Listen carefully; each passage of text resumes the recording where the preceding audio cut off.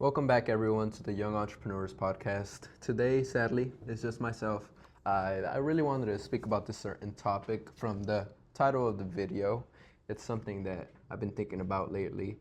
I've been honored. I've been blessed to have an opportunity to make a crap ton of money in this next upcoming deal that I have. So it's just kind of been a big mind shift, mind mindset shift for me. So from the title of the video is just it's something that people never really think about when it comes to money. And I just wanted to talk about it here today because money in reality, I learned this from a mentor of mine. Shout out to him. He's been able to help me out in every aspect of business. But one thing that he's always told me is that money is energy. Money is exactly like energy, right? Some months you don't have any money. Some days you're broke. The next day you can have $20,000 in your bank account, right? And that's just how it goes for a lot of entrepreneurs. A lot of entrepreneurs take on lots and lots of risk to the point where they have no money in their bank account. Next thing you know, the next day you have $1 million, $2 million. Simple as that. And it really changes from how big the type of deals you have, how big the type of deals you close are. Right, so let's just let that sink in for a second because money is not just paper.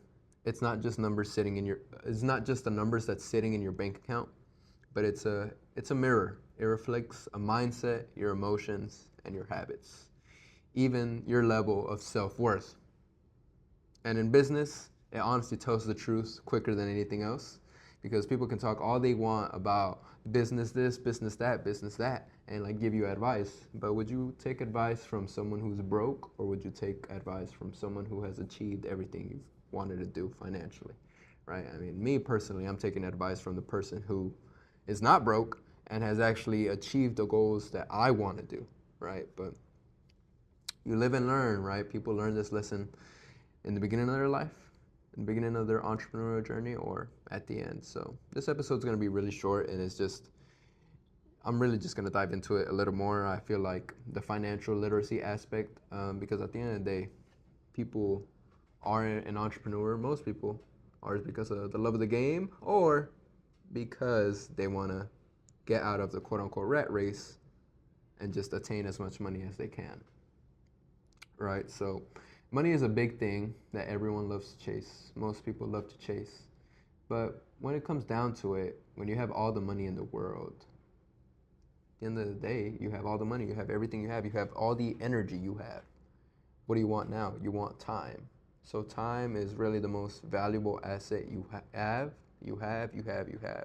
And you just got to minimize that as much as you can. Minimize wasting it as much as you can. Because obviously there's going to be scenarios where you're wasting time. The other day I wanted to go get Popeyes and I was stuck in the drive-through line for 30 minutes. I was very irritated. Nobody likes being stuck in the drive-through line, right? That's just a prime example where we're always gonna we're always gonna have places where we're wasting time, sadly. But the main goal is to waste the least amount of time as possible, right? So money flows wherever the value goes.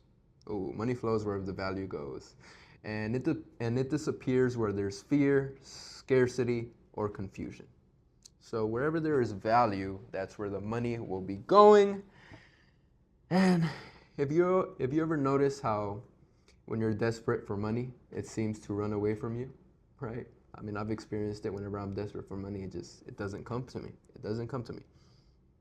But when you're confident, focused, and operating in service, somehow opportunities start showing up crazy, in crazy amounts.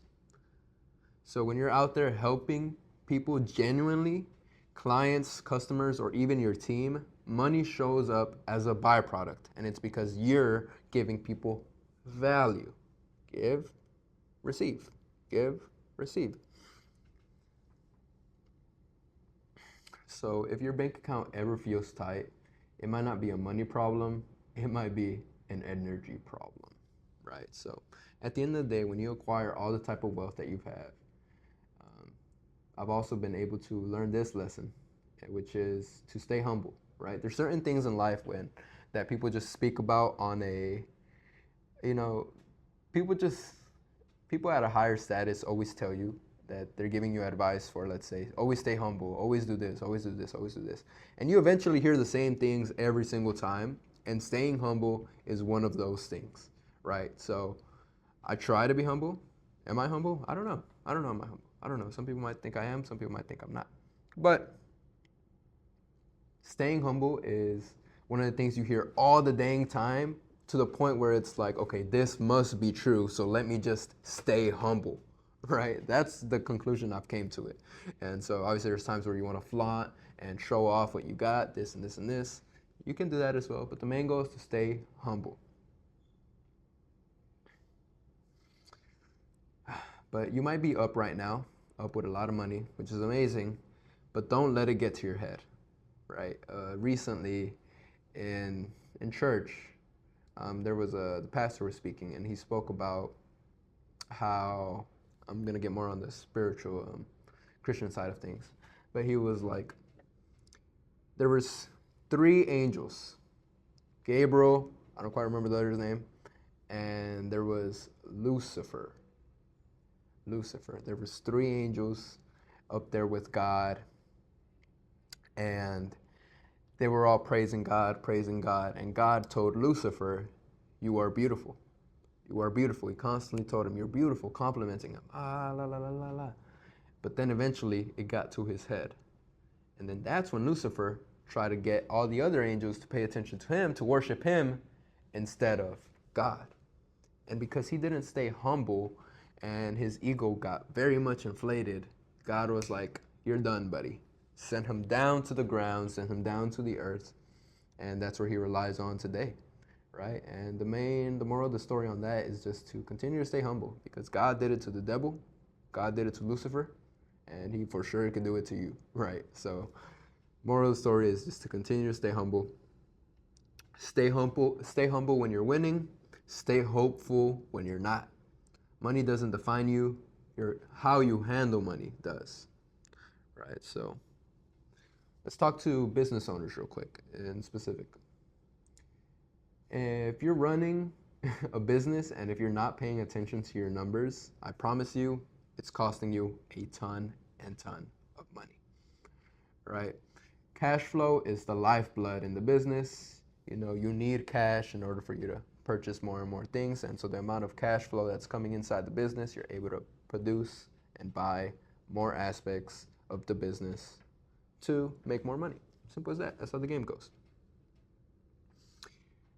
You can't make smart decisions regarding to finance, both personal and in your business, if you don't know what's coming in exactly and what's going out, or what's even being wasted. I mean, there's so many business owners who are overpaying in taxes, and the game of taxes is just a bunch of game. It's a game. You know, the tax code is super duper big, to the point where you can deduct a lot of stuff, and if you want to deduct something or do certain thing with, you know, get tax exempt with something, it's probably in the textbook, right? It's probably in the tax code.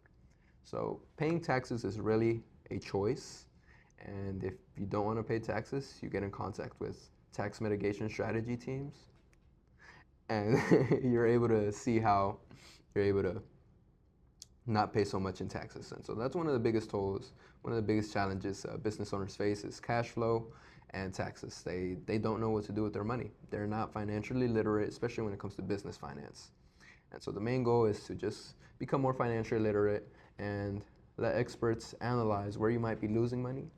Then next thing you know, you have more money than you ever did. You were wasting $50,000. Now it's more $50,000. Now it's $50,000 reinvested back into the business, or reinvested back into yourself, back into your bank account, right? But so here's what I want to leave you with at the end of the podcast is just money is energy. It responds to your mindset, your habits, and your focus. So always stay humble, but at the same time, always stay hungry. And most importantly, get clear on your numbers, because numbers never lie. And this is kind of just more like a engineer type of mindset from what I've seen. I'm not an engineer by any sorts of things, but numbers never lie, you know. Numbers never lie, so always stick to that. Other than that, I appreciate you guys for watching the podcast. Thank you very much. You guys have a blessed one.